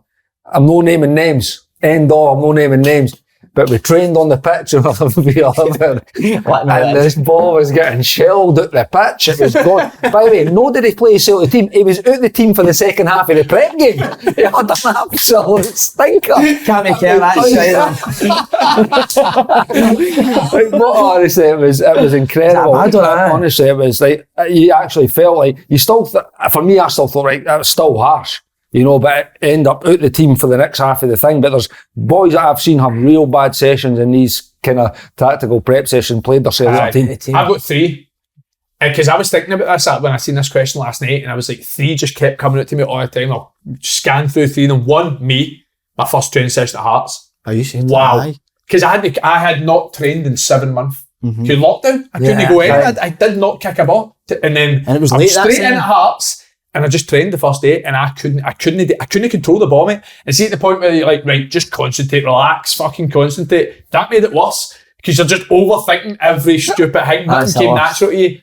And I remember, were you actually starting to get nervous when the ball was coming? Not really, no, because it got to the point where I was just laughing at myself. But it gets to the point where you're like, they're going to think I'm horrific at football, honestly. But it was like that. Kyle Oliver at Middlesbrough, a boy you'll never know, is the boy that was that bad. Gordon Stratton gave him 50 quid and told me to go and have a night out and come back tomorrow. Because Gordon Stratton actually said, were you out last night? The boy was like, no, it's that 50 quid. You're out tonight, come back, you cannot train as bad as that. And then Umar Sadiq, his first session at Rangers. How bad are we talking? Can they control the ball? Really poor, aye. And mate, look at the career he's having now. Where's it associated? Fair play to him. No, associate didn't just saying. I think is it associated? 20 million or something. We done it, so this was him, Mick Beale, out play your opponents. We did it, so it was a 6-goal game. 3 goals that side, 3 goals that side, and it's literally a game. And it was more a focus on like switch a play to scoring like side goals. Umar Sadiq's first training sessions when they put him as an end man. End man in football is just the easiest job ever. And somebody passes it, you just knock it back to them. Mate, I've never seen a ball spoon high off of somebody's foot so much for like a solid 20 minutes. Wow. And like, it's the first time I've actually had a manager call it out as well when it was his first session. Like, I think Mick Beale ended up saying, like, what the fuck are you doing? Like, pass the ball back properly. And he just kept spooning off his foot. But the career he's had, fair play to him. Genuinely fair play to him, because you would never have seen that coming with the way he was training at the time at Rangers. But he was always a decent finisher, to be fair. Right. But you actually see his all-round games. I've actually watched a couple of the games. I watched the game that he played against, was it Man U in the Europa League? He was good, wasn't it? He was good. Do you feel bad when you see somebody having a nightmare or you buzzing inside? Depends what type. No, I hate it. See if it's your mate, but see if it's your mate, it's fucking brilliant, innit? No, because it's one of the ones where if it's a type of session where it's a bit more a laid-back session that you can make it. Aye, but it's not, I know what you mean, it's no nice fun, but... But you've also seen guys when you're doing like a passing drill and you're asked to maybe like a drilled pass out for or a crossing finishing thing, and you've got it's a wee 1-2 and a drill out and the guys pull the old curly toe, and then the gaffer goes, no, do it again, do it. He curly toes it again, and we're all like that, oh my God, if we're going to just get somebody else to do it or move it, at least just put the ball out there and let the cross. I've seen a guy go 3-4 times in the curly. Even at somewhere like Rangers? Aye. Well, I was just about to say, right, don't mention the name because the boy already hates me, right? But do you remember at Rangers? Do you remember at Rangers where Wobbs used to do the session where it would be like the clip in behind for a striker to run onto? Do you remember a specific player that just couldn't do that? But I can't remember who it was. He couldn't clip it over a mannequin to put somebody on goal. I always remember that as a session as a beast. But I'm definitely not naming the player. He fucking hates me, man. Does he? Oh, he hates me. I'll say it after because you know what I'm talking about. I've told a story about him before, which wasn't meant to be bad. but he didn't take, well, I'm starting to right, didn't take it bad. I had one the other day, I get to with you, didn't I? Missed 2 pens in training. So you did that was a bad one. Missed 2 pens? Missed 2 pens in training. That's the best one. Uh-huh. By the way, you missed a question. Do you mind if I read it out? Because I can't believe this question's in here because it's perfect timing. Question for the next show: are there any weird fitness, nutrition habits any players you've played with swore by? Snoddy told me a story yesterday, right, where when he was at West Brom, it was after Hal Robson-Kanu scored in the Euros semi, was it? Yeah. Euros semi. And he had this big thing because he invested in turmeric. And what? He'd invested in turmeric. Turmeric, is it turmeric? Turmeric, whatever it is. And he brought out these turmeric shots. And Snoddy said, all these interviews, he was like, that's fucking turmeric because he'd invested in it. So I had a bad knee. Ever since I took these fucking turmeric shots, I'm flying, scored in the Euros. Snoddy said he came in for pre-season, done his knee. And Snoddy said on the boys like that, fucking have a bit of turmeric. You'll be alright. Because he invested in this turmeric. He was out in interviews and all that saying that fucking turmeric, it works. What would I say? He'd done his knee. Fucking a month pre-season. I ate so much before a game, had to. Did you? I had to stock up so much, like proper full meal, even if it was early on. Then when just as I started, I have a Red Bull and a Snickers or something. You have a Snickers? I like a Red Bull? I needed all that before I play. I needed so much. And then other players don't want it in their body. I'm like that. What you like one it? I like playing light, but I didn't mind a Red Bull to be fair for a game. I would eat heavy on a Friday, and then on a Saturday I don't eat much at all. Cereal or I'll have porridge. Porridge. And then I might have a banana or something after that. Depending what time the game is, if we were a 12 kickoff, I would be porridge, a bit of banana and a bit of honey. That would be me. For normal 3 o'clock, maybe a wee beans and toast or something would be with me. Marson used to stay at McDonald's on a Friday. What? Marson every Friday used to stay at McDonald's. No. That was the rumour at Celtic. What a shout that is. But you'd obviously eat unbelievably well up to that. You're going to need to back that because people will be right I know, on you for that now. but that was what you said at Henry because of McDonald's on a Friday. Mate, Craig Halkett at Hearts doesn't eat sauce or cheese, like not one sauce or cheese. So every meal he has at Hearts, like it's ready-made meals, it's just plain chicken, plain rice every day. How could you eat that, man? That's hard work. James Tavernier has jam with his omelette.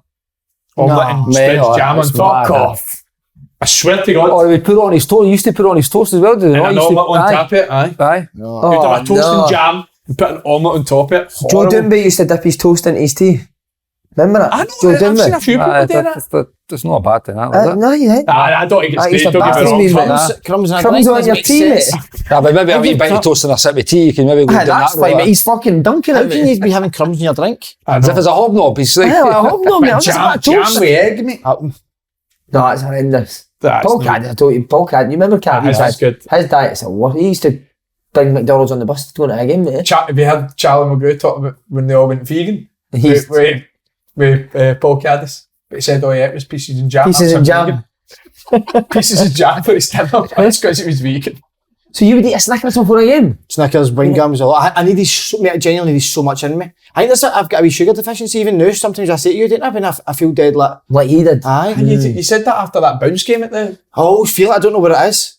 Maybe I have got a wee deficiency in I'm me. buzzing for a game tomorrow. Can't wait. Right, on to the next question, big man. Right, here we go. I have a question. Solid Raven, he's called. Any mental stories from school? It could be football related or just anything in general. Mental teachers, fights, pranks, etc. Could keep it anonymous. What? Anonymous. Anonymous. So to that not. French? So to not. Anonymous. Could be here all day, mate. Anonymous. Thierry, who's threatened you before you came on this? Yeah, I'm so fragile today. All over the place. You're a good podcast today, wasn't it? That's been my favourite in 2 years. I could say loads of stories at school. Loads. Go gaze them. So this is back in the early school days when I could play for the school You're team. on fire today, by the way. Boy threatened to stab me when I got off the bus, the school bus. He said, because I was obviously pro youth at Rangers at this time, so you always, you remember when you used to play with the school, if you went to play a school team, you always knew who their best player was. And I got off the school bus, I played Erskine High School, and the boys, when I got off the bus, was it Erskine? Regardless. So Who's Andy Halliday? I'm sitting like, fuck me, I don't know what I'm saying. So that me, and he's like, you score the day, you're getting stabbed. I was like, fucking hell. Honestly, had I be shat myself. I actually think I did score. But I did have a beast. I remember having a beast. Told the ref you were offside. Flag yourself offside. Was he standing watching you play, or was he playing against you? On the side, mate. All of them. Big Jacobs and that. Just watching, waiting for me to score. I was like, fuck. Did he hit? Could you see he had a blade? No, nothing like that. But loads of stories at school. Boys letting off fireworks in school, and it's like, oh mate, I got suspended at school because we actually had. I don't know if I can say this. We had a dwarf teacher. He was a dwarf. Yeah, but he cut us out. It's going down a hard, and an induction day at school. Induction day at school. Induction day at school. I went up to him and said, "What's happening, wee man?" He got suspended. First 2 days at school. Now you get suspended. I don't know if you get the letter in. I had the letter behind the fridge. My mum never found out. I would go out in the morning with a fucking suit and tie on. That no suit and tie, but like uniform. You always had a psychopath. One of my mates I'm not going to name his name as well because he's changed now, but he used to snag deodorant in class. Do you know what that is? No. So he'd sit and he'd be fucking out. He's been in class. Is that what that does? And he hated this one teacher. So every day he's like, on the way to class, he's like, I'm going to do something to this teacher today. So he'd walk in, be a random everywhere he's sitting, just walk up to his bin and go like that. Just spit in the teacher's bin. I used to take my English teacher's keys home. No, I used to steal them. I used to steal them during class. Put in my pocket. He was an older guy. And at the end of the bell, he'd always be, where the fuck's my keys? And then I would like put them back, hide them somewhere, and he would get them in the class. But one day I took them, and I remember getting in my house, taking my school clothes off, putting them down in his keys. He lived like 40 miles from the school. You forgot you've had them? I forgot to put them back. And it was his keys for his motor. You had to get a 40 quid taxi back to school one day. But I had to go in and say to him, I've took your keys. And he's like, I would have got expelled, mate, but he was like, it's fine, or whatever. Is he alright, aye? See the fear when I seen the keys hit the bed, I was like, no way, man. So it was actually brand new as well, and you've been terrorising him. I've been terrorising him. He's a big football fan, so he was fine. That's the last one I'm saying, because I've spoke too much. You've been brilliant at See, at IT, I don't know if you ever used to have this at IT where... What was that, computing? Computing, but they'd give you something today. That was called computing when I went to school, that wasn't called IT. IT? I think it is actually called computer, I don't know why I said that. When they used to give you something today in the computer, you'd do it, but the teacher would always put each person's individual screen on to make sure you're doing the work, and you'd be caught doing fucking remember a bit of Baggio free kicks and that. You'd always play that in school. One, you clicked it. One of the boys remember Lemon Party? Brilliant. Then he says about Kev. Remember Lemon Party? No, the grandest sucking each other. one of the boys in school put Lemon Party on. This teacher fired up his screen, right in a big projector in front of the full classroom. That's unreal. Did not go to. I think he get expelled. I don't even think he was expelled. That same guy, that teacher, I forgot he done that. He put his hand up one day and the teacher was like, what is it, damn? And he was like, I need a toilet. He's like, no, you're not going to the toilet. He was like, I need to go to the toilet. And he's like, you're not going to the toilet. He's like, my bladder's full. Pish. Oh, mate. I love school, man. Don't know about you, I love school. I loved it. You had a history teacher, if you forgot your pencil, he thought it was like this mad thing. He'd give you a coloured pencil, like that was what was embarrassing you. That was the guy that he used to abuse, so you can see why he got abused. I was just saying that I loved school, man. I loved that. Hades secondary, I love primary, Hades secondary. Oh, secondary was brilliant, man. What secondary did you go to? I went Renfrew High, secondary. Did you just love something as a buzz now? No, I was really slow with all that at secondary school. Remember getting off for a bird, how buzzing you were? Oh, it was unbelievable, wasn't it? Amazing. What was your topic? Science, I can see. I was maths, good maths, aye. Are you good at maths? Aye. Brilliant with numbers, Are you, mate? Obviously. Do you know what? I was art. I was good at art. See, drawing and that. No, I was maths and accounts. That's what I was. A happy painter. Maths. Being what a wee I was painter? terrible at maths. I liked English. I was good at English. You sure? Fucking hell, you think you speak English now? How did you get back to school? Right, I liked writing stories and that stuff. I quite liked it. Nah, you're good. What about you? What were you good at? I hated French. Geography. What?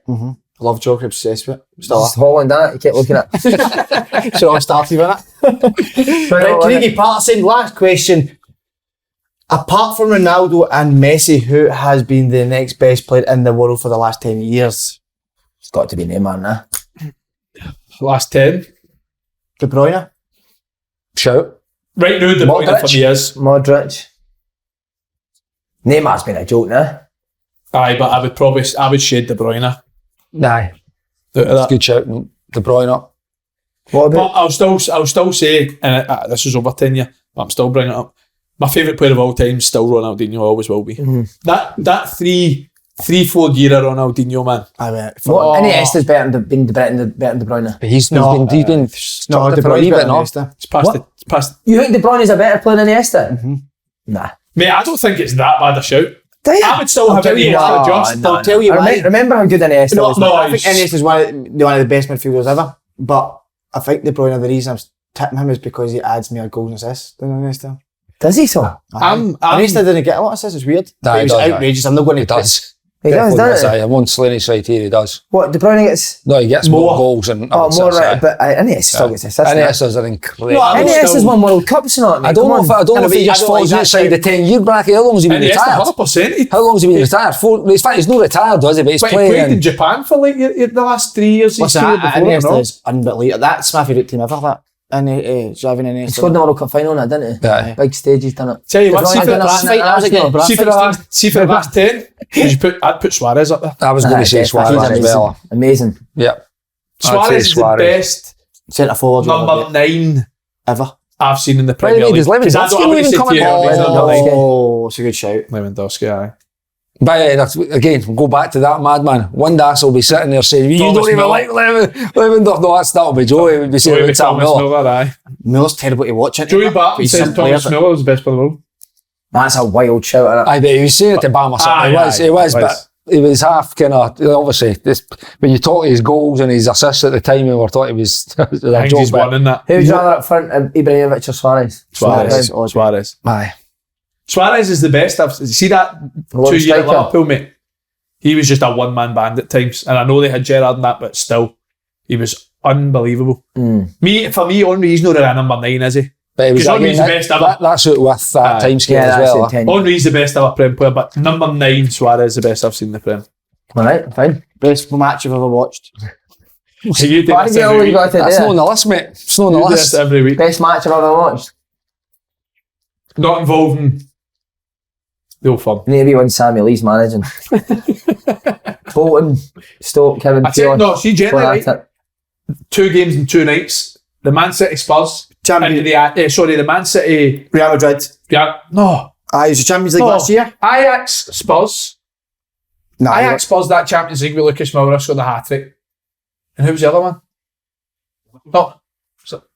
Liverpool coming back against Barca, no? Was that not Liverpool Barca? Trent's corner, wasn't it? That was incredible, that game. What's your favourite porno? Remember the Barcelona came back against PSG? Aye, I was in the house that night and I'm watching it and I've got my bed. It's like 5 minutes to go to my bed. And the group chat's just absolutely exploding. I went, surely, no, they've not came back. The boys are going through, this is incredible. I've had to go and scan and rewind it. Just sit back and rewatch it just to see actually what happened. They scored like 3. It was mad. Suarez won that game, right? Suarez, Neymar and Messi up top. Sergio Roberto. Unbelievable. By the way, Man City win the leagues up there. Aguero, QPR. Barton gets sent off on that, didn't he? That was he needs somebody up He did need somebody up right up a hoot. What about worst game you've ever seen? What a question that is. You've been at a game live and it was shocking. All the time. Up here, see when you're working on it, some of the games you're watching, you're like, this is brutal. Like some of a 0-0 game. I mean, you can get a decent 0-0, but you can get some bad games.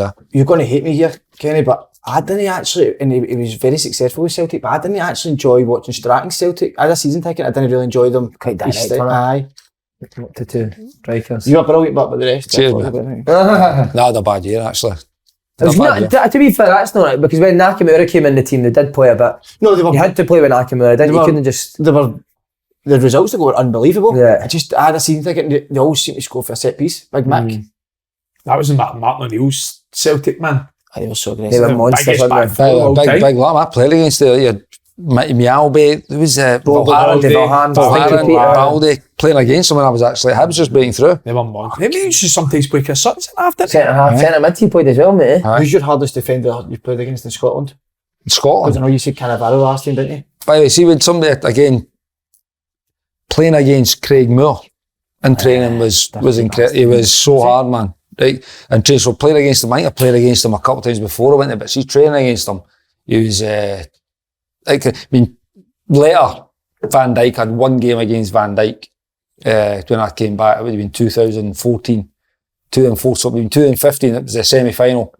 I think Griff scored 2 and he was still at Celtic at the time and he's what was the strength, Ken? Just everything. What is he 6'4", 6'5", rapid. Van Dijk. Strong, can play. He's got everything, huh? You're up against that. Let me tell you one thing though, right? He is the best defender to play in Scotland by a mile, right? But the shouts that he's the best defender in the world. If I'm Ramos, I'm thinking, what do you know what I've done for the last 15 years? 20 maybe.